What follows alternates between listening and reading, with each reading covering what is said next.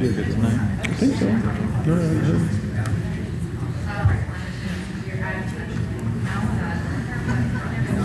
Give it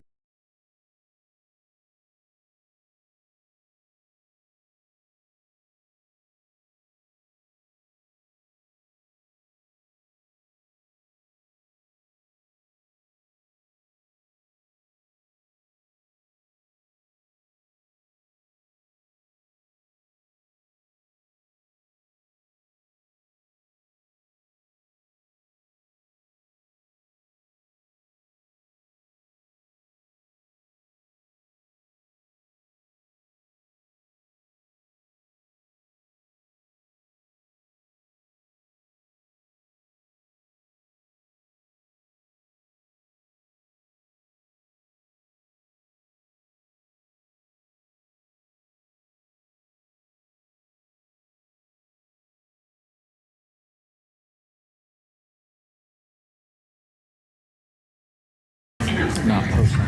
Good evening, everyone. We'll go ahead and call the community forum to order here. Thank you for attending tonight. A lot to discuss with you, but we'll begin and open the meeting with the Pledge of Allegiance.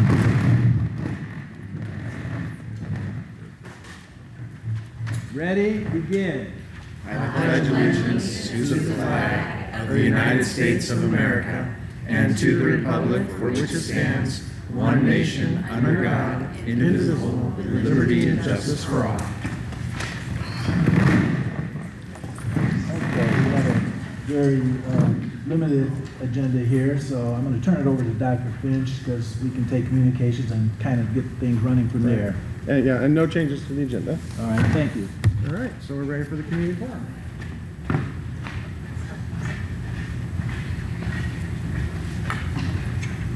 All right, welcome everyone. We really appreciate you coming out this evening.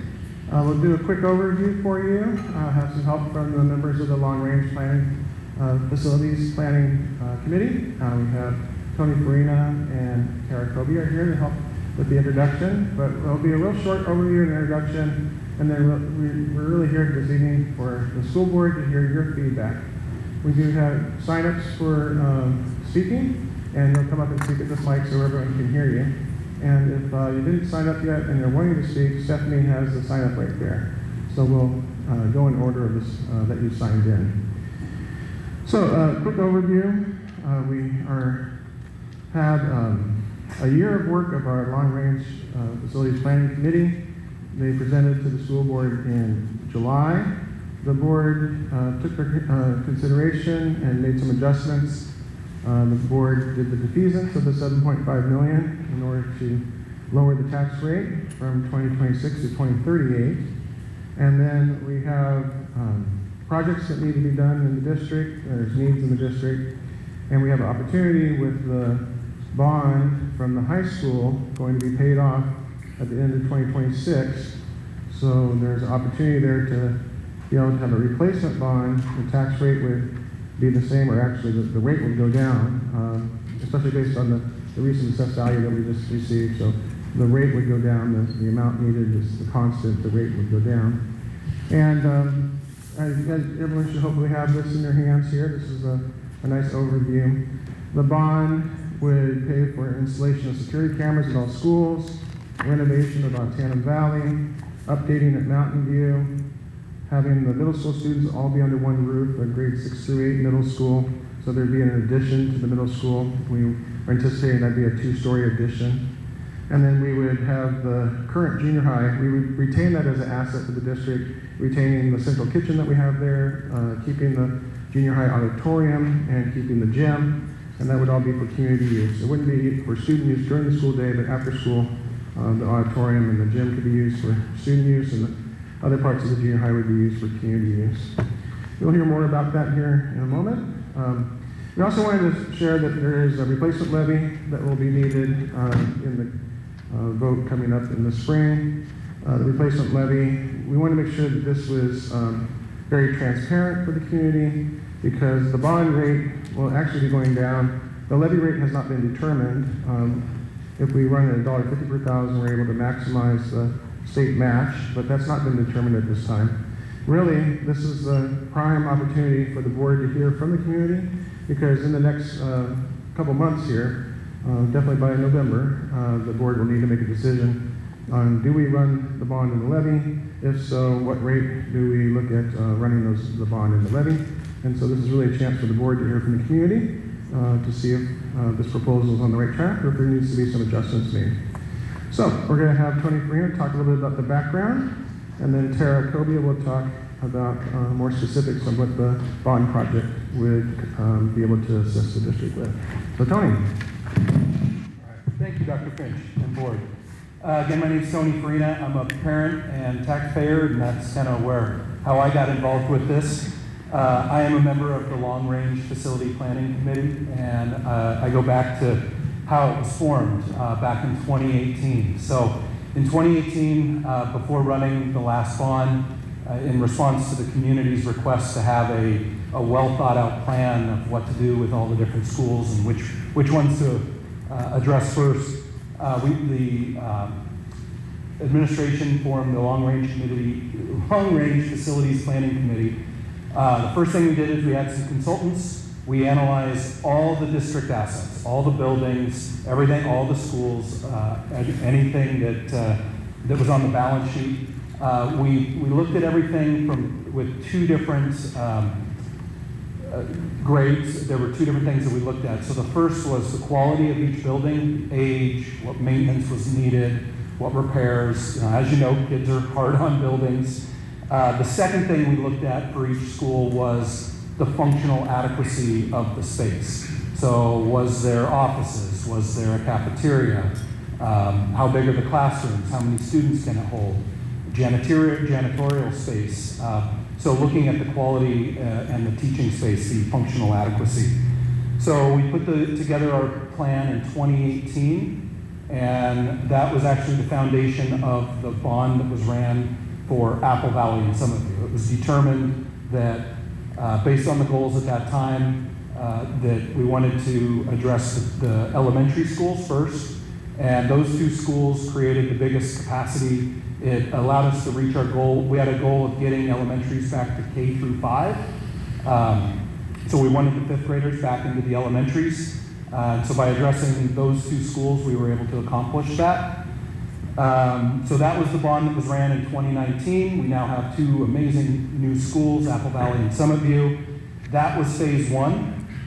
Phase 2 is now what we are addressing. So phase 2, last year, 2024, the Long Range Facility Committee got back together and we redid our assessments. So we went back out to all the schools, looked at all of the facilities, how are they doing from a functional adequacy and what's the condition. And that's what we addressed this time. The committee is made up of administrators, it's made up of teachers and principals, it's made up of parents, of taxpayers, of concerned citizens. So the committee it's a good swath of citizens of West Valley, and with everyone working towards the goals. The goals that we had this time, we had a couple of goals. One, we knew that running a new bond, we did not want tax rates to go up. So it had to be at or below the current tax rates. We wanted to address the mid-level campus. As a lot of you parents may or may not know, 6th grade is in the middle school, 8th grade is in the junior high, and 7th grade is split. And so half of them start in the middle school in the morning, the other half starts at the junior high in the morning. Halfway through the day, they change. I can tell you my son's in 7th grade and he is not happy about that. All of his friends are in the other school and he never gets to see them. So there's a little learning curve for him this year. So addressing the mid-level campus was one of our goals and objectives.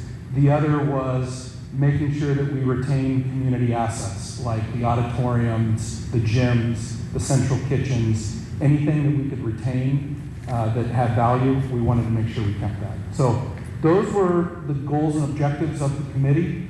With that, we went out, we redid the assessment, we analyzed it, we looked at all the buildings, and that's how we came up with the proposal that we then submitted to the board.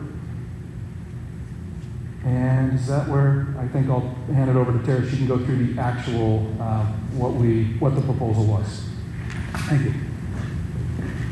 Tara was also on the committee, and Tara will take you through the timeline. There's a specific timeline needed in order to maximize the facilities that we have and to minimize the cost of construction.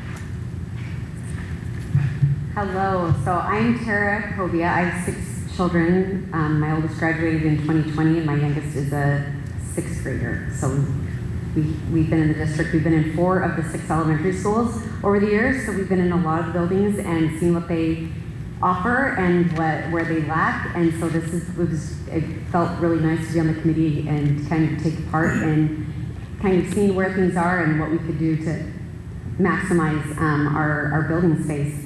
So it's kind of exciting. I'll tell you with the bond passing, the things that it would include. We have a list of capital projects. So I'm just going to go through the list of those that those would be the things that are the first to happen.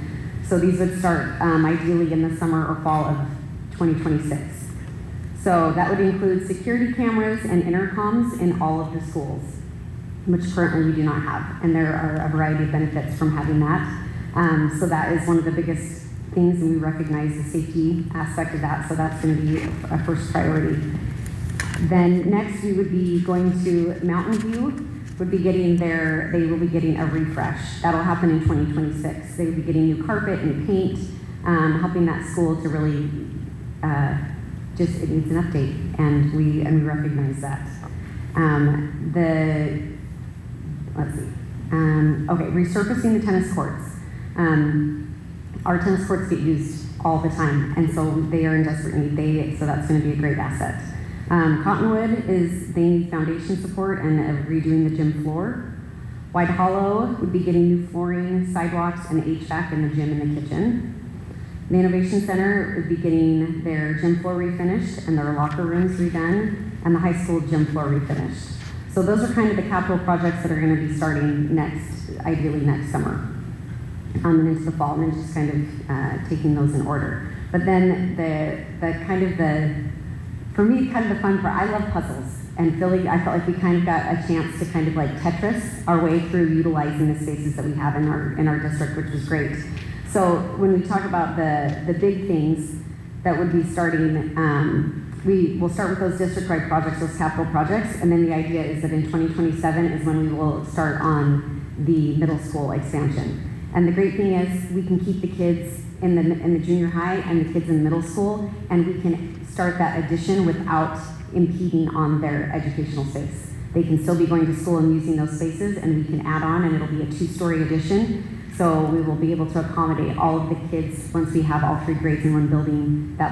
We'll be able to accommodate that. And then because then the junior high will be empty, after we move them into the middle school, we can take advantage of that and move our Autanum kids into the junior high space. So the junior high is going to get the upgrades that it needs to be able to facilitate the Autanum kids coming in. Then we can then redo Autanum the way that it needs to be done. Get them the cafeteria and out of the portables and all of the things that they need there. And without having to inconvenience them too much. I mean, moving to a new building is an inconvenience, but the fact that we can do the building completely without students in it, which will expedite the process, which is really helpful.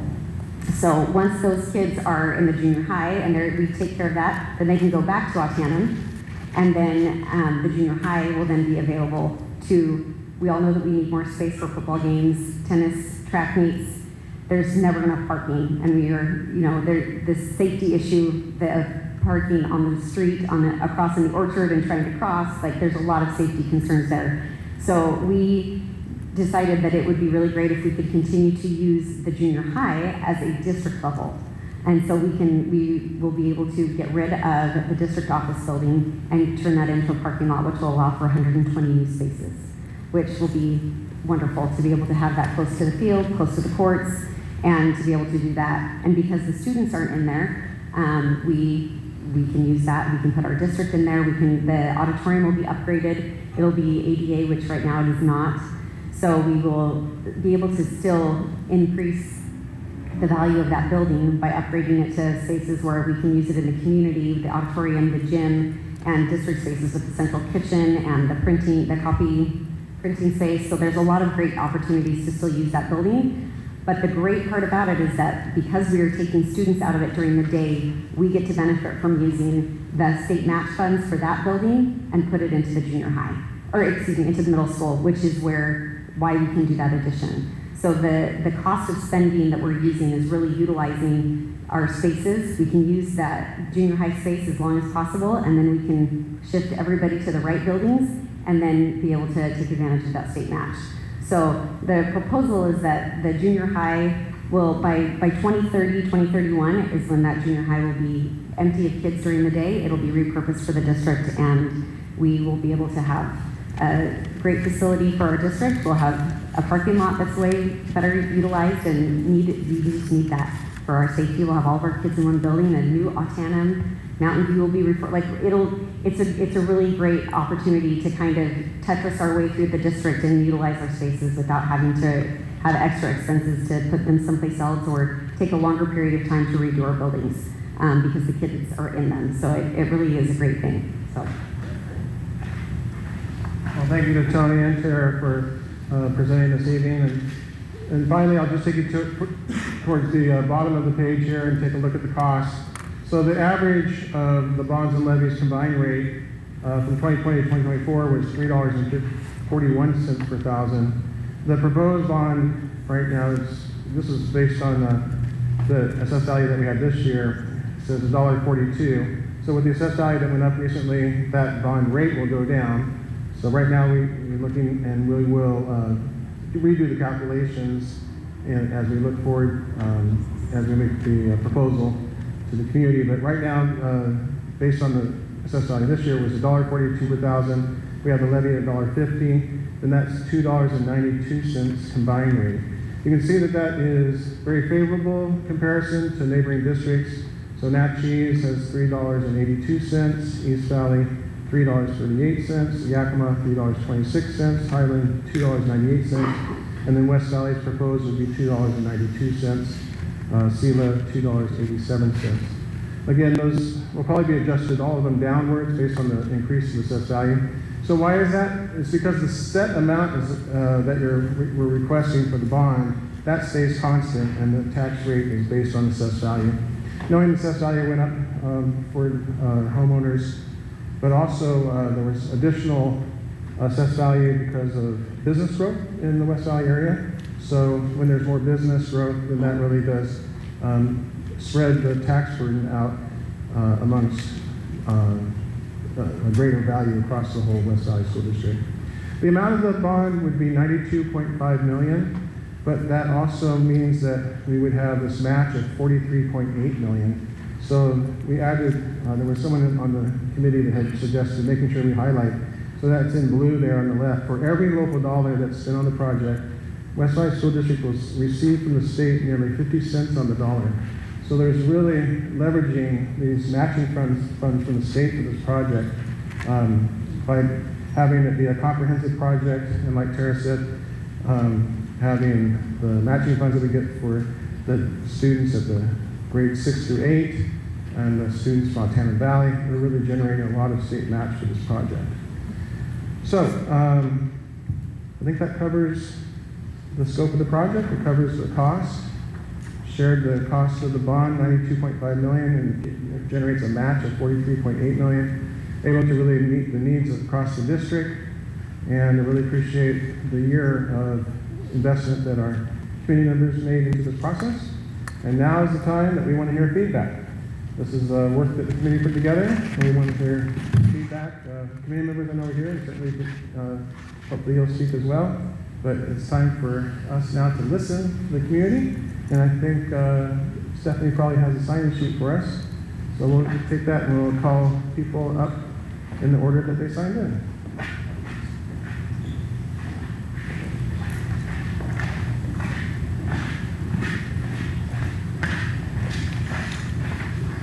Thank you, Dr. Finch. And I would just like to emphasize the importance of you hearing your thoughts for the board.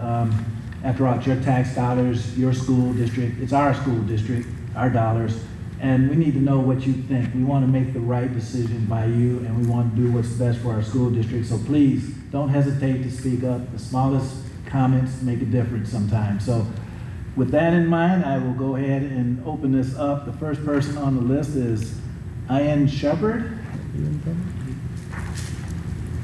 Ian Shepard? Ian, I'm sorry. Maybe share who's next and they can be ready. It's Megan Gornson's next. Okay. And Megan Goranson is next, so if you want to kind of cue yourself up, we'll hear from you next. Hello, good evening. My name is Ian Shepard. I have 2 children at Mountain View Elementary School. I have the honor and privilege of coaching Little League in West Valley. And just a quick story I wanted to share was this last year I coached rookie ball, which was a bunch of first graders from all the different elementary schools, 12 kids. And every year I start out with a quiz. How many strikes do you get when you're up to bat? How many balls do you get? 3 or 4 questions, super simple. And this is for first graders, so it's written appropriately for first graders. Give them the quiz, have them fill it out. Out of 12 kids, only 2 could read it by themselves and complete it and hand it back in. 10 of them barely wrote their name, handed it back in to me, and they're like, I don't know what the rest of it says. So we walked through it and I told them what it said, but the eye-opening part for me was the 2 kids that could read it and complete it were both from Mountain View Elementary. And so those were just an eye-opening. I was like, wow, like they're doing something really special at that school. We're lucky enough to have 2 kids at that school. And so my wife was also on the long-term planning committee, and she came back one night and said, yeah, they're thinking about not putting money into Mountain View and this and that. And I said, wow, like there's something special going on there, and they really need to put money into it. I know all the schools need some update, but Mountain View definitely needs a facelift. So I just wanted to share that story. I think what's going on in that community maybe can't be captured on a pretty poster, but it's unique. It's a great community, and we need to continue to support that. So that's it. Thank you. All right. Thank you. Next we have Megan. And queued up behind her would be Mr. Woodbury. Yeah, No, I'm here. Oh, He's okay. here. We're teaming up. We are. I'm Megan Goranson. I am a taxpayer and a parent in West Valley, and I've been working for the district for the last 20-some years. And I'm speaking on behalf of an amazing group of educators at the mid-level campus. But I want to start first by saying thank you for doing what you can to meet the needs of the mid-level campus. Since it's been imagined as the 6-8 campus, it's been a challenge. And so it's great that you guys are using money to make it a safer space for our kids. So I don't want what I share and our concerns to sound like we're not all for doing in addition to the middle school, because I think that's really important. I think that's what our kids need. But there's a big part of our campus that is getting left behind, and our arts people are concerned about that because it's going to take some opportunities away from our kids, and they deserve an advocate. So, Mr. Woodbury prepared a really awesome handout, and I'm going to just read it so that you guys get a chance to understand maybe some of our concerns as educators. So, right now, we are super thrilled that the district is using money that they have to update our seating, because we've been pillaging seats from parts of the junior high auditorium to fill in broken chairs for almost a decade now.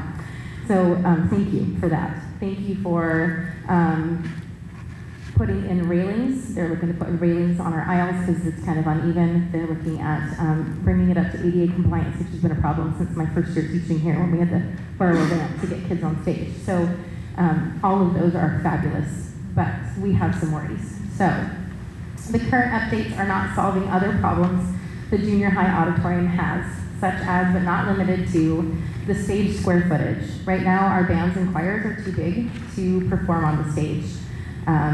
The size limits what kind of plays and musicals that we can do, because there's just not room for all things.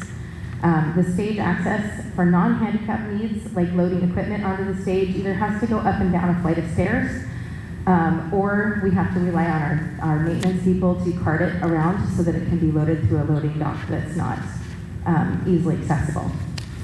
The storage space There isn't enough backstage space. It's not large enough for sets, props, student costuming and changing. Right now they change in the hall in a pop-up tent for productions.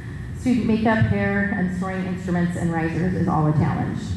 We lack technical spaces like fly space, which is where curtains, we have curtains and sets and lights that can be lifted vertically in and out of the stage space. We don't have that for our students right now, which is a pretty common thing to offer theater productions, but that's just not something that's been feasible with our current auditorium. The pit orchestra, the space right now is not accessible because we have a failing stage, and the solution was to put a surface over the top, but that sealed shut the pit area. So now we struggle to find space to have a pit, which if you've been to the production, we found a way to squeak them in back behind the glass curtain, but it's not something that's feasible to continue doing for the long term. Due to limitations of state funding, students can't use the junior high auditorium space during the school day for things like assemblies and dress rehearsals for our music and drama productions, which is a step backwards because my students use that space a lot. I can just speak for my students.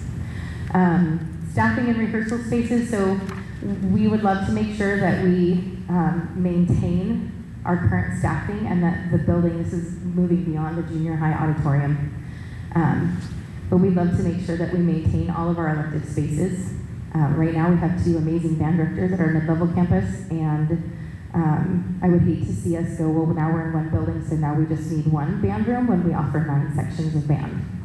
And that's a big concern because that quite often becomes the case, and then we see the diminished quality in our program. Limiting the number of spaces can also have a super negative effect on our high school classes because we are what feeds them. And if we want to see that program continue to succeed, then we need to continue to give it the resources it needs, and that includes our mid-level campus programs. Do you want to talk about it, or you want me to keep going? If you want me to jump in, I can. You want to? Okay, I'm going to let Mr. Woodbury keep going, sorry. The last thing that we want to say is that we're not selfish. There's a lot of awesome elective courses that the junior high houses, such as, but not limited to, our drone class and club. There's woodshop space, there's an art space, our computer essentials classes. We just are updating our culinary spaces to allow students to do a culinary club and culinary classes in there too. And those are also specialty spaces that we will be losing when we update the junior high and add on that addition to middle school. And those are awesome spaces that our students should be able to use and utilize as well, continuing going forward. But those are also spaces that cost lots of money and take up lots of space. So as the board and the community continues to think about this plan, we just want to make sure that our students are getting all the things that they are used to and what they're looking forward to using and that they deserve to have. Additionally, if the gym at the junior high is part of this long-term plan, that means that our 7th and 8th graders who use that gym during the day can't use that gym, so an additional gym at the expansion would probably be good too. We can't fit 6th, 7th, and 8th grade gym classes inside one set of locker rooms and one gym. It's just not going to happen. So an additional gym there would be great too. And as we all know, our student athletes and our student artists are all deserving of funding and spaces that they can utilize well and allow themselves to grow and showcase their abilities. Yeah. Anything else? We just want to advocate for our kids. Yes, we're being preemptive. Yeah, because this is the only other space we have, and it doesn't have the basics you need to put on a theater production. So to be able to offer them a facility that will let them grow as thespians and as singers and band students and all the things is so important. And that's kind of that's what we're responsible for. It's like, yeah, I'm making the future, and these kids deserve those tools. So we just want to make sure you heard that because those kids are so worth advocating for. So thank you very much. Thanks to the long-term facilities people. I know that's not an easy job, so thank you for that. Thank you. Thanks. All right, thank you for your comments. Next, we have Camille Gallegos. Gallegos. Gallegos, oh, Gallegos. sorry about that. It's Okay, okay. you're welcome. Honestly, I really want to thank those that put all this effort in because I know Tara personally, I know she's a busy lady, and it sounds like other people have been involved, so I appreciate the efforts that have gone in. I'll first speak to, I'm super supportive of updating the Tandem Elementary. That school has been in desperate need for a long time. I said for a long time, should I say that I've been here for 20 years, had kids in the district for 20 years, some have graduated, my youngest is a 7th grader. I remember when this school was built. It was just being opened when I moved here. Well, I guess I've been here for a little bit, but one of the big misses, I think, was not having an orchestra pit here in this room. I think that we all assumed that was going to happen. Megan, yes? Yeah. Okay, well, I just want to make sure I'm not missing it. I remember being a source of, a little bit of disappointment. So I feel like it's important to speak up now, just like Megan and Ben did, that we can contribute even though we haven't been there through your year of planning. So I have other questions to ask. Can I ask questions? Sure. Okay. What's going to happen to the offices that have been centralized in the freshman campus, or what do we call it now? Innovation Center. Innovation Center. I know there's a lot of offices. Is the idea to shift them out of there and also into the junior high? Well, I mean, is it? Which one do you want? Just the microphone. Yeah. Who wants to speak? Yeah, well, nothing's been decided, but having capacity at the junior high to have the offices, that would free up more space at the Innovation Center, or there was additional growth that we could need at that building as well. There's a growth No, needed? if there was growth needed. Oh, okay. Yeah. I think that's one of my, there have been a lot of ideas that have passed through that campus, and we used it definitely when we were renovating for Summit View and Alpha Valley. That was an excellent use of that building. I thought that would eventually be our centralized location for the district. It made sense. It was right next to the high school, but maybe that hasn't been considered. My other one is, I agree with Megan. I would love to see the design. I'm a developer. I would love to see your plan for the middle school and see if I could contribute anything meaningful, because I agree. I think that the gym space at the junior high is super valuable. I also worry about the capacity of the library and the theater that will be lost. So I would just hope that those get added to the conversation, and maybe you've already had those. Well, the process is that you do the educational specifications. That's after the bond passes. But we have a budget of $81.9 million for the middle school expansion. So that would have capacity for additional gym space and all the additional spaces that our teachers were just talking about, all the specialized spaces for art and for career and technical education. And so I love the engineering program that we have up at the junior high. Is that something that will be added to the middle school? Yeah, that'd be part of the educational specifications that we have for the addition. Great, that's awesome. Yeah. I think those are my big ones. My big looming question is, as a taxpayer, and I've seen a lot of ideas, great ideas come through for that innovation center. I would love to see it utilized a little better. So I'm not sure if that's can be part of the consideration, but that's a great big building. Can I ask a question in reply yes, to that? Please. So how do you mean by, and I'm not like trying to push back or challenge you with that assertion. I'm not challenging you with that assertion, but what are you trying to say in terms of wish that the Innovation Center would be utilized better? Well, at one point it was a freshman campus, and it was to alleviate the weight of the high school, right? And then eventually that was no longer a need. I'm not sure if that's actually true. I would wonder, maybe I'm wrong, how many students are currently housed at that facility. I would almost rather keep the junior high and the middle school and find a way to house our growing community for 5th, 6th, 7th, 8th. We used to do it that way, and house them in those two schools, and then use that big giant freshman campus for district building and a centralized space. The other thing is there's a great gym in there, so I know a lot of people use that. The high school uses it as well, but these are probably things that you've already considered. Am I right? Well, right now for the middle school and the junior high buildings, there really is not enough space to have 2 grades in those. That's why we're splitting the 7th graders between the 2 buildings. So that's kind of where we're at capacity-wise. Okay. In terms of the Innovation Center, to answer your question, there's about 175 students on that campus right now. We have 4 pathways: the health science, computer science, STEM engineering, and STEM aerospace. And we are looking at ways that perhaps we would expand into other pathways, but we want to make sure that we're able to fill the classes in order to have that happen. So we're always looking to have innovation at the Innovation Center. Okay. Yeah. And in terms of capacity, we're not over capacity at the high school. One of the main reasons was to move, we moved the ninth graders in order to have the building available when we built Apple Valley Summitview.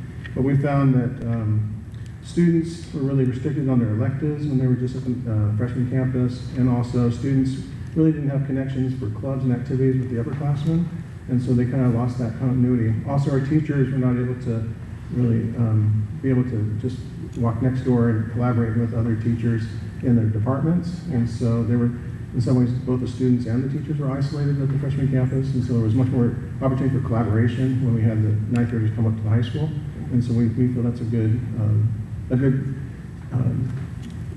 having the 9th through 12th together on this campus, and we do have the capacity for it on this campus.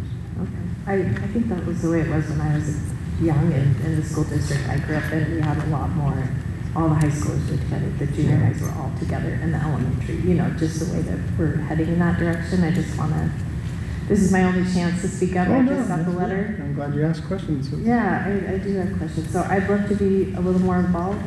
Sarah, if you'll invite me. I'll be big, giant, and opinionated. So. Thank you, Camille. That's great. Thank you. So that is all we have on our list. So at this point, if there's anybody in the audience who didn't get a chance to sign up and would like to speak, please feel free to step up to the podium.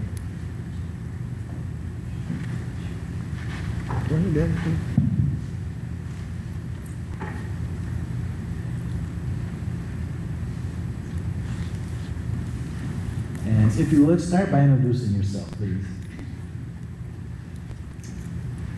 Hello, my name is Julie Copeland. I'm the instructional coach at Tanum Valley Elementary. I started going to Tanum in 1981 as a kindergartner, and I went there through 6th grade. I went up to 6th grade back then, and to be honest, the school hasn't changed much in good ways and bad. We're a really small community. I grew up in Tanum, and we're very rural, which I love. I feel like you get to know your kids a lot better and the families. On the flip side of that, I think being rural and where we are, I think the sentiment from a lot of my coworkers and staff is that we kind of have gotten used to being the forgotten child, for lack of a better term. And we'd like to see some things change. Most important would probably be the effect on instructional time, like having the portables that were put out there. When they were put out there and then the blacktop was put on, they didn't plumb, so there's no restrooms, and the amount of time that is lost. At one point we had, I think, kindergarten and then 1st grade way out in the portals, so you can imagine going to the bathroom, like how long that takes. Now there's just 5th grade and our cell classes out there, but that problem still remains, and there's a lot more opportunity for maybe some naughty business going on back and forth there too. In regards to the blacktop, recently, since we've had the portables in, trees have been taken. We have no trees, no shade. The only shade we have is from the portables, or we have like a cinder block wall that the kids play wall ball on. So I would love to see some more either trees or some alternative to provide shade to our students. Then as far as instructional time, with our not having a cafeteria or even being able to eat in our gym, we've got the annex and the portables. You've got your littles, the K-1 students walking from one end to go get their lunch and clear back to the other, 5th grade coming from out in the portables. And our lunch period, to get everybody through and back, it's taking 45, 50 minutes for all that whole process to be done. So I think having a cafeteria would really expedite that whole process and then give us more instructional time. I love Tanum. I don't want to see like it completely disappear because I have so many good memories from being at that school, and I know that we're providing those memories for our students, but I want it to be safe, and I want us to really capitalize on the instructional time. Thank you. Thank you.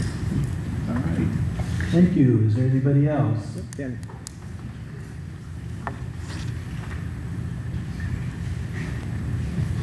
Hello, my name is Dan Anciso. I've had two students out at West Valley. My daughter graduated in 2021, and my other son, he's actually a senior this year. I don't have a lot to say, but I basically just want to say I was part of the committee, and I fully support exactly what the committee's thinking about doing. I'll be honest with you, I didn't think a lot about the arts, and I do think that's something that needs to be addressed. I completely agree with that, listen to that. So I think that should definitely be something we look into before it finalizes. But again, my kids are done with school here real shortly, but I still think the community should be 100% behind this, and I think the board should be behind it because I think it is for a good cause. There is a lot of need at both these campuses. Sitting in with the committee and finding out all the different things that I didn't realize were wrong with these schools and stuff, because my kids were lucky enough to go to Apple Valley, but before it was redone. But still, even then you could see some things are going on. And then to hear some of the things that we heard in those meetings, the need that they have, that they're getting their lunches ready in the hallway and just different things like that. There's a lot of things that are needed both at Antietam and Mountain View and some of the other schools. So I just hope the board really looks at that, takes into consideration. Like I said, there was a lot of input from committee members. I didn't have as much as I wanted to because I had to be gone sometime, but I'd always read notes and stuff, and I just think it's very important, like I said, and I think there's a lot of people in this community who want to support the kids and continue nicer things for the kids. I've always been a big proponent with sports, but like I said, that doesn't mean that the arts are any less valuable. So I do commend you, and I think that they should get everything that they need to be the best they can at their results, whatever they're doing. So again, I'm sorry I didn't have a lot to talk about, but I just want to make sure that you guys are just as valuable as the sports or any other programs. And I didn't think about that, but hopefully they do take that into consideration. But thank you for the time, and thank you for everybody on the committee. Thank you. Thanks, Dan. Thank you. All right, I see we have a little line forming. That's great.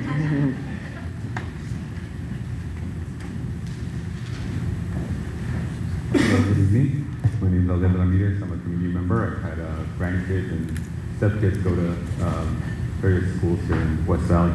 And I was part of the committee also in the beginning. I had to kind of peel off due to work commitments and other things that came up. But one thing that I wanted to point out was that early on, part of the presentations that we received, one of them being as the person, a couple of people before me spoke, who teaches at Antietam Valley with the fact that without a cafeteria or a gym, the difficulties that children face, just going to school. And one of the clear dichotomies that I encountered early on was how we have a place like the Innovation Center, which is groundbreaking, cutting edge, educational structure that we have for kids to get into aerospace technology and other kinds of trades, while at the same time having a school with literally no cafeteria that hasn't been upgraded since the 1950s. So it's almost like we have both ends of the spectrum that make no sense in a great educational system like West Valley. So having the proposal to bring those other schools up into a modern, more in line with what we see here in the more central part of West Valley as opposed to the rural areas. As somebody pointed out, it definitely is easy to see how Antietam could be considered a forgotten child because it's just kind of out there, right? I live like a mile away from it and I see it all the time. And I'm always just, now knowing kind of the structure of it and everything, I'm always like, how did this go on for so long? How did this not happen in the 90s or in the 2000s or 2010s? Did somebody realize this doesn't work, But thankfully it's being addressed now. And as far as, the proposals not being complete and perfect to address every single issue that the educational system has in West Valley, I think it moves things a long way to modernize those schools that have been kind of out of sight and out of mind for most people in the West Valley School District because they are so small, because they're kind of tucked away into corners of our community. And so, granted, like I want to echo some of the comments made before, which is arts are very important, sports are very important, community spaces are very important, and especially as our community gets more diverse and grows and continues to grow. Those things are very important. And so seeing that these plans kind of address both the needs now and future needs that people anticipate the school district will have. I think it's definitely something we should support. And in the future, if we need to grow those art spaces and sports spaces, well then, planning committees can be formed again, and we can discuss, levies in 2030. And it seems like a long ways away, but it really isn't. We're talking about 5 years from now. Maybe it's a project or a second phase of the work that's been done. And I commend everybody who spent the time putting it together, because it definitely is a community effort and something that the community is the one pushing forward. It's not just coming from the board, but I'm glad the board's here to listen as well to people's needs, and the fact that this is definitely something I think that has quite a bit of support by parents, community members, and the cost being what it is.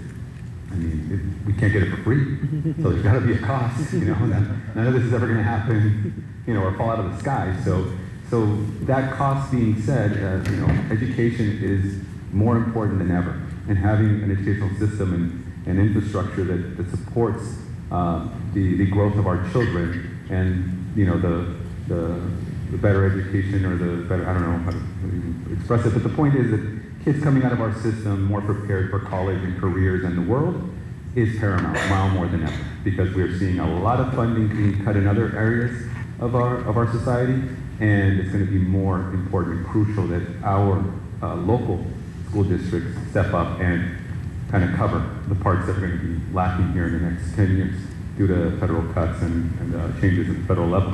So more importantly than that, I think this is not a huge investment to get ahead of that and to be able to address those needs that are going to be coming. Nobody's thinking about that now. We're all thinking about, arts and sports and things, but really education is really where the focus should be, because there's not going to be a lot of federal funding in the future. There's not going to be a lot of federal support. So we really have to be the ones who step up now, right? And in 5 years, we might be having another committee formed to discuss how to grow it even more, or address those parts that folks have brought up tonight that maybe could not be addressed at this point. But Atanum, Mountain View, they definitely need to have an upgrade, and definitely be more in line with what we see out next to Summit View and other places with the newer schools that have been there. And I've been fortunate to have kids that have gone to all of those schools, and there's a bit of a difference, even in educational level, and even in enthusiasm to get up in the morning and go to school. You see the difference between one and the other, right? And so, as parents, I know that we sometimes don't notice that, because we think kids just never want to go to school, but if you pay attention, you'll see enthusiasm that varies between which buildings the kids go to, and I'm sure the teachers see it as well. So I'm definitely here to say I support it. I'm glad. Thank you all for the hard work you've done, and hopefully the community can find it to support it as well, and the board will approve it. Thank you. Could you give me your name one more time? Adele Ramirez. Adele. Okay. Thank you. Thank you.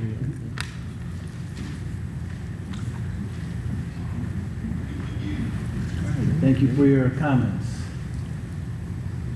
Hey, I'm Nick Hartman. I'm the principal at Atanum. Also taxpayer and parent of quite a few kids that have gone to West Valley. I really appreciate the work of our long-range facilities planning committee, and I worked in that committee. And one thing that I like is that there's people in that committee that were willing to ask some of the hard questions. We went through this process of really trying to figure out what makes the most sense to do. I think, in my opinion, that this is possibly the most complicated political landscape that we've ever known as a country. It's super, super complicated right now. And it's sad to me to think about we're talking about adding schools to our district, and it's a very sparse showing. And I think there's a couple topics that we could have brought up as a community, and this place, you guys know this as well as anyone, would be filled to the brim. And I bring that up for a couple reasons. I think first, the message of why this bond should happen needs to be said over and over and over and over. It's my belief that anyone that sits down with the correct information would look at this bond and say, this is kind of a no-brainer. And I'll talk about that in a second, why it's a no-brainer. But I think the problem is, if it's not one of those landmine issues, people don't really want to talk or think about it right now. And unfortunately, I don't know that this is. So I say, number one, I'm 100% in support that this needs to happen, but understanding that in this complicated landscape, we're gonna have to put our boots on and really work to make this happen. And I think it's gonna take an effort, a big effort by a lot of people in this community, or in this community, to say, we're gonna put in the work to make this happen. And if that happens, this is why I think it will. When the district had, or the long range facilities committee had someone come into each of the schools and do a functional assessment of the schools, I walked around with this consultant, and as we looked through the building, he was just, one thing after another as we walked around the town, just a little bit blown away by it. And at the end, as we were walking and we were talking about it a little bit later, he said, typically I'm recommending that a school gets replaced when you get down to the 60s, based on the overall scores that he put together. And he said Tannum's at about, I think it was a 52 or 53, the low 50s. And he said, this is long past when usually a school should be replaced. It should have probably been a serious update years and years ago. And then when we started to look at the financial aspect of the money that we receive from the state, it's really, really hard to not be compelled by the amount of money that the state would fund our local community for what we would put into it.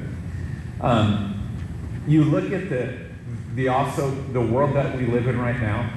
5-10 years ago, I think if somebody would have said to me, like, you need to really take serious what it would look like if a shooter came to your school, I would have said it's probably not super likely. And I think I'm at a point in my career, in all honesty, that I'm like, I wonder when that's going to happen to our community. And so all the little things that I felt like we used to be able to push off and say, someday we probably need to get serious about security. Well, we've got kids walking all around our campus in and out that are not housed in a building for a significant portion of the day. And that to me is a huge priority now. So I look at that at a Tandem. I've worked at the junior high, I've worked at Mountain View, I've worked at actually all 3 of these locations, and I felt similar feelings about every one of them, that like, how is this community? We've not gotten there yet, there's been other needs. So I think because we have unbelievable staff in West Valley, we're so successful that it's easy to hide some of the underlying issues. I'd hate to see our school system fall apart as the buildings fall apart and as the buildings are just so out of date.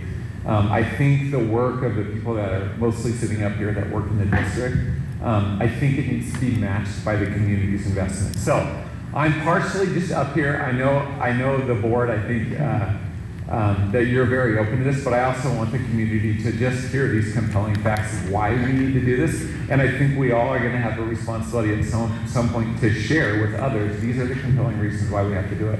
I think also West Valley's been really responsible fiscally, really, really responsible. As we look at other districts that are laying people off and ugly things, and their tax and levy, bond and levy prices have gone way up, I'm proud to be in West Valley and say we've been really responsible. So I also think that this plan provides an equally, continually responsible option for our taxpayers. So I just want to throw that out there in support and give you my thoughts. Mr. Hartman, appreciate you coming up. I have a question for you. And I think you've been a principal, I would say, at our 2 stepchild schools, because you were also at Mountain View before. I 100% agree with you on how we communicate. We can't over-communicate these needs. And you don't have to answer now, but I think maybe for everybody in here is, how do we communicate this to our community? So it's not just our teachers, which I'm so glad the teachers are here, and we've got a lot of teacher support, but we also have a large community outside, and we need to be able to communicate this really well. And so I would love to hear like ideas. How do we communicate this, and what does feet on the ground look like? But yeah, I'll say I think it starts with a really strong bond committee that's made up of largely community members. I mean, in all honesty, like educators, when we hear each other talk, we're like, it makes sense because this is what we breathe and eat and live and do. In previous bonds that I've seen that were successful, it was led by members of the community that really had a passion about this needs to happen for our community, and it wasn't, just educators doing that. So, and I don't know how or where that starts. I think probably a lot of the people that are in this room that started with a long-range facilities committee. We need to build a really strong community bond committee. It's got to start there. and then let that grow, let the educators support, and then, hopefully gain steam from there. Right. Thank you. Yeah. If you'd like to speak, please come up to so everyone can hear you. I was going to say, I'm pretty loud, so. Comment to him? Yeah, Okay. No, about what your question was.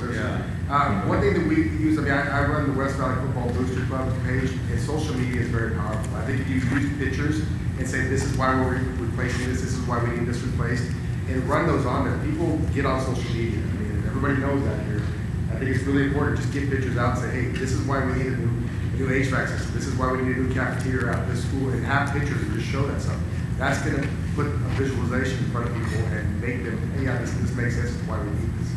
But to just put it on paper, I think sometimes it just falls short. Yeah. They need to be able to visualize it. We have the assessment from the consultant and the scoring of each of the facilities.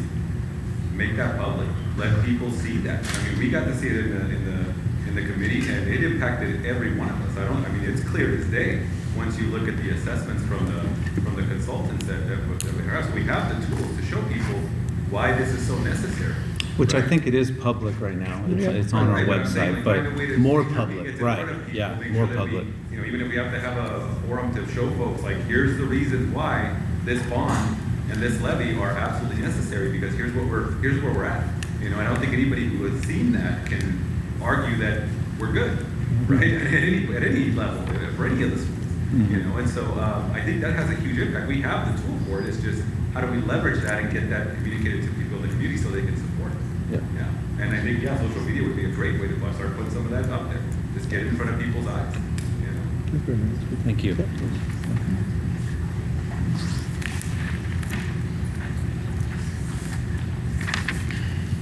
Hi, everybody. My name is Allie Williams, and I just wanted to express my support for all of it sounds really good, but the Tandem project specifically. I have 3 kiddos, 2nd, 3rd, and a 6th grader, and my 6th grader was out of Tandem, my 2 others are out of Tandem, and that school, when you walk in the doors, you can feel the love. Like, the staff makes it awesome. They love the kids, and just the enthusiasm is there, but the building is just clearly super outdated, and I was shocked that I didn't realize there was no plumbing in the portables until I had a 5th grader, and they have to come in for the bathroom. It's kind of mind-boggling. So I was super excited to see that school on the list, and I'm excited about the middle school going to one building for all 3 grades. I think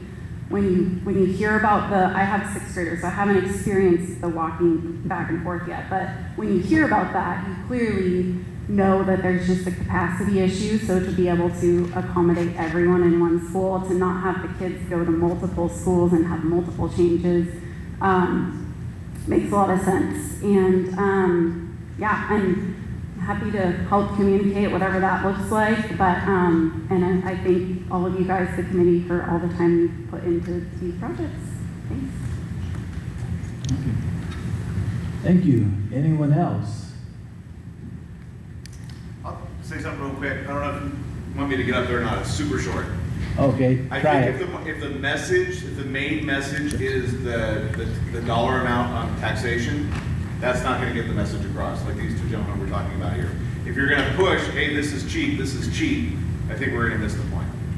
That it's got to be about the building. And we also have to be careful, because when we ran years ago for the 2 elementary schools and the junior high, a lot of those pictures people looked at and said, well, it's not that bad. What's the problem? We took pictures of the vents that were just dirty and old and nasty, and people went, well, it's an air vent. What's the problem? Took pictures of dirty old porcelain sinks, and people went, okay, it's an old sink. So you have to have the right image, and I think the scores are really important. I think that's probably more important than the images. I said this is going to be short, it's not. But I think about Whitehall in Montana, kids standing in line with their trays. That's adorable. It's cute, right? And so for people who want to find a reason to say no, that's going to be it. Well, what's wrong? They're in the 3rd grade, they're standing in line getting their food trays. What's the problem? So you have to send, if we're gonna market on social media and you're gonna use imagery, you have to be really careful about how you do it. Because we got slapped down pretty hard last time with those pictures. Well, All right, the no plumbing on portables, that should be pretty easy. Show people that, yeah, it makes sense. I mean, when Apple Valley before, my kids were there before, they had the new school, you know, if they had to do number 2, sometimes they had to go to the office because the other bathroom didn't work correct, or there was already a kid in there. So when you use stories like that to people, that makes a difference. When they can understand those type of things, but it's pretty easy to do. You can get your point across with videos, drones. We talked about drone usage and stuff like that. You can make videos pretty easy, and they're pretty compelling. Don't make them up there, I'm not loud. Come on up. Yes, Come on up. Thank you. Thank you. So, I think it would be really, I think what would be compelling for me is to see. I'm sorry, can you start by saying who you are? My name is Bill Gallegos. Thank I'm you. a district for community public health service, etc. Something that's really compelling for me, and I'll admit that my attendance here tonight I was skeptical of what was happening, so I came down to have my questions answered. But I am really in support of what you're doing. I think something that would be really valuable would be to have a graph that portrays the positive things that the kids have access to at all the other schools in the district. Clean water, access to bathrooms, cafeteria, to show what those kids have access to, and then another graph of what the other kids do not have, what they do have access to in comparison to what everyone else is. I think that kind of brings us together as a community because we want equity. That's a big theme these days. So that might be an idea. Who is in charge of the bond committee? Is it you guys? There isn't one? There is. To be formed. Yeah, there's not. I'm happy to help. That sounds good. Out of curiosity, how many people here would be interested in being on the bond community as a community member / do you be a teacher too? Can you be a teacher on the bond committee? Yes. Yeah? How Outside many would be on work. it? It's very good. Let the record show. We're marking down your names, this is recorded. Okay, I would be happy to be on that bond committee as well. I think there's some really good imagery we can put out. I agree with the social media aspect of it. I also think pulling in other big groups like the Football Booster Club, promoting it through the sports as well is a big avenue. And I think there's a lot of other, like I'm on a lot of team reaches and stuff that we all talk about the way we're participating in the schools. So anyway, that's all. Thank you. Clayton Wyckoff.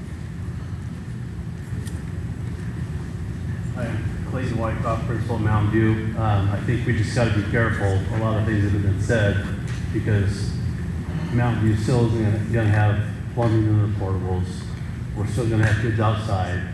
We're still going to have all the things that we got to be careful about. This is what everybody gets, because Mountain View is still going to be over here as a stepchild. Yeah, we're getting something, which is great, but we got to be really careful about that. That's all. Thank you. Is that still up for debate? I don't know if I can add this, but I appreciate, I'm a Mountain View parent of 3 kids that went through and love Mountain View. I think what we run into and what everybody should know is that we can't expand the footprint at Mountain View because of you've got to have fire suppression and you can't do that on a well. And so in order to do that, you have to have Knob Hill water or something like that out there. And so that's where the limitations are. Because Mr. Wyckoff, when they presented, I had the same questions like, what about Mountain View? Like, we can argue between a Tandem and Mountain View who deserves it more, but I think that's something to be aware, and I think it's something probably can be communicated. 100% support SLAC. Yeah. I just want to be careful about the messaging because we're still going to be the school that has kids in portables with no running water. We're going to have a parking lot. We're going to have paint and carpet, so we got to be really careful. Yeah. Thank you. I'm Andrea Miller. Very scared to talk. Sorry. So I went to Mountain View. I went there and started in 1988 as a kindergartner. And I remember when they did renovations when I was in 5th grade, and I got shipped down to Holy Family for half the year while they did that. I just moved back to Yakima this summer from Arkansas. I have 2 girls, one in 4th and one in 1st. And I went past Mountain View, back in my school, and it's sad. It's just sad to look at when you see a fence just feet from the building, a playground that looks torn up, those portables and those classrooms that I went to school in, like when they say no running water and the portables, yeah, they didn't have that when I was there either. Like, those portables were supposed to be temporary, and that was way, way too many years ago, right? So I understand that there's limitations based on what you can do with your budgets and with the resources of the water and expansion of the fact that there's not a lot of space out there at that school. But it doesn't seem right, I guess, that Asana and Mountain View are not getting the resources, it seems to me, that those other brand new schools got. When I came back and I had to decide what schools my kids would go to, I thought, well, not Mountain View. Because I felt, when I looked at the school, and I know that's superficial to say, but it looked sad, and I didn't want my little girls who had their life uprooted and moved across the country to start over at a school. It just didn't seem inviting. Not against the school itself, but just, you know, because for a little kid walking into school, that matters. That matters. And my number one concern as a parent is their safety. I want them to learn, but I also want them to come home at the end of the day. And I see so much of the school district stuff that I've walked into just these last couple months being back in the district, having not been here since I graduated in 2001, and going, this doesn't seem safe. And we live in a world today where that has to be our number one concern for every student and every teacher. Are they safe in their school? Are they coming home at the end of the day? So I support anything that's going to help our kids have a safe and good education.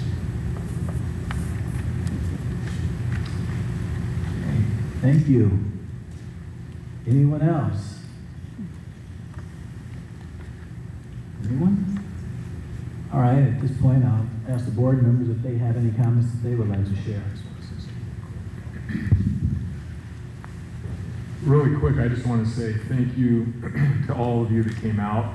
And I don't know who said it, but somebody said, this might be the only opportunity we have to say anything.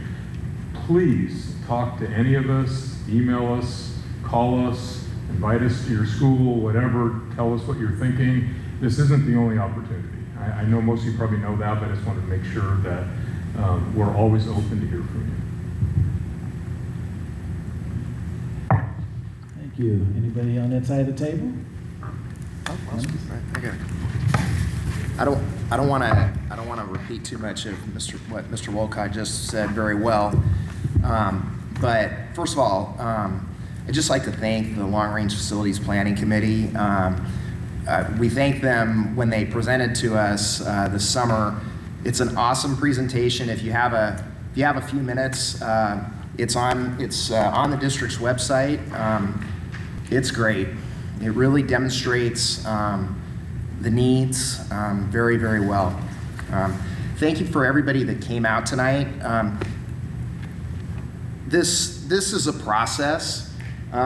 We haven't passed a bond resolution yet. Part of the process was to take the temperature of how people are feeling about this. And so tonight was helpful in that process. We'll continue to deliberate on this, but we do need to make a decision on if and what that bond is going to be. We heard a lot of things tonight about the programs that people would like to see, what they would like to see in these buildings. Dr. Finch alluded to this. It's, you know, these bonds are kind of an interesting thing. It's, here's what we want to do. You pass the bond, and then you go through another process called the educational specifications process. That's where you get to outline all of the things that you want to put in these schools and how we're going to do that and how we're going to stay within a fund of money that we have. So it's if you live through the Apple Valley, and some of you build, it was a very interesting process in terms of going through the educational specs. That wasn't just like one and done meetings. That happened over a course of several months with our architect and the community being involved and engaged. So there's going to be a lot of time to bring forth. First of all, we got to get this bond passed for all of the reasons that you've talked about tonight. And then we're going to go through all of the, hey, what do we want these schools to look like? What are the amenities that we want these schools to have? Obviously, safety being at safety and security being at the paramount. You know, and then I'm going to just say one other thing. Early on, like 2 people into this, I wrote, in West Valley, we have an outstanding educational system. I'm a little biased because I'm on the school board, but I'm a community member and I'm a taxpayer, and I wanted to be on the school board because I'm a West Valley lifer. My brother, same way. We came back to this community and started our careers, and we're part of this community, and our kids are matriculating through the West Valley School District, much like many of you are, and we wanted to be a part of this. We have an outstanding educational program, and that's because of many of the people that are on staff make that program.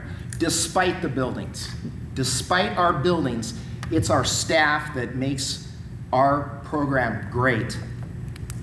But our educational facilities have to match the quality of the program that we provide. And that requires an investment from our community.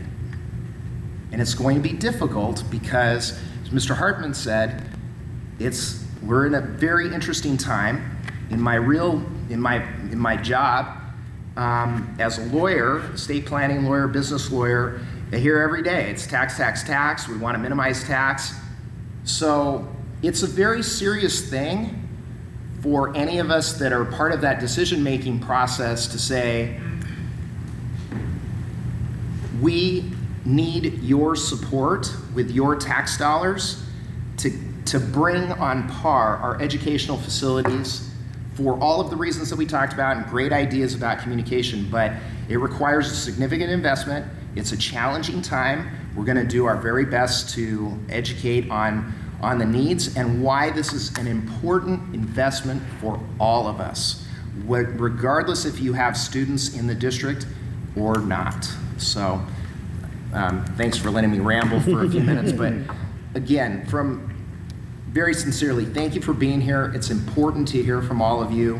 And once again, thank you to the committee for all of their work, for bringing forward this really excellent plan. And please, please, please go take a few minutes, watch the presentation from this summer.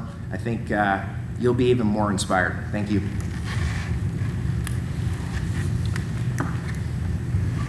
All right, well, I'll wrap up with a few comments. Again, like my colleagues up here have already said, thank you all for being here tonight. It was very important that we had a chance to hear your comments and your thoughts.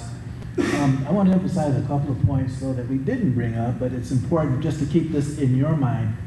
What we're talking about are specific projects right now that this Long Range Facility Committee has identified as the highest priority. We recognize that there are other items still out there. We can't get to them all. And it's going to take time. We can only do so much at one time. We can only ask for so much money at one time. You can only afford so much money at one time as community members, family members, whatever. But we recognize that those are all important items. I heard a comment that I definitely want to emphasize again. Mr. Thorner said it, and I forget who else said it. Safety and security has to be paramount. Our facilities have to match our educational teaching ability, because we have great teachers in this district. We're doing a fantastic job with our students, but we need the infrastructure to support that, and that's very important. And each one of you are emissaries. Well, being here tonight, you're emissaries now to go out to the rest of the community, and express why this is so important. Because for some of us, me included, and some of you out there, we may work hard to pass this bond, and our children may not be the beneficiaries of it. But there are going to be people behind us that we can look back and say, these are friends, these are family members of other people that we know that will benefit from it. It may be your grandkids somewhere down the road, you never know, because many of us come back years later. But recognizing the importance of it today will make a big difference down the road and big difference for the future of our kids and our community as a whole. So with that, I want to end and say thank you for being here tonight. We'll be here for a couple more minutes at least. If any of you want to come up and talk to any of us about your concerns, your thoughts. For those of you who may not have said anything, we appreciate you just being here because your presence here means you're involved and you care. So thank you for that. Other than that, have a great evening. Thanks for being here, and let's get this thing passed. Thank you. Adjourned. Adjourned at 8:14.